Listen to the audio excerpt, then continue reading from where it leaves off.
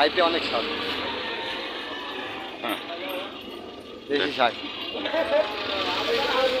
চাচা এর কোন জায়গার শাক? সুরেশ্বরে।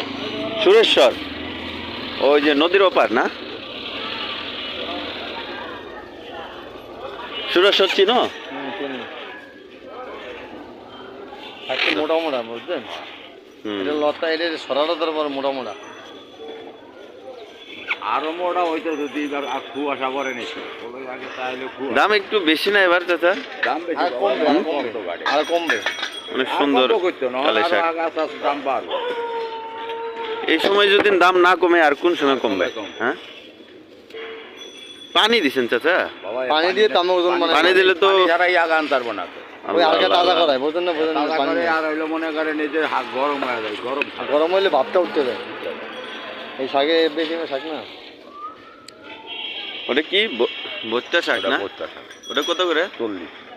ও আচ্ছা, নো স্বপন নো।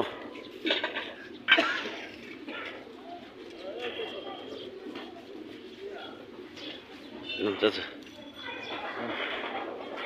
এই শাক বাজারে করে ভালো করে ভাজি করতে খাইতে যে শাক।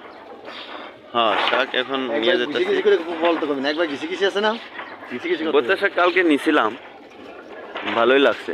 আচ্ছা, আজকে কলি শাক খাই। হ্যাঁ, তারপরে শাক পাতায় ভিটামিন বেশি। হ্যাঁ আছে চলো স্বপন। আমার শাক হচ্ছে প্রিয় খানা, মাছ গেছে দেখে।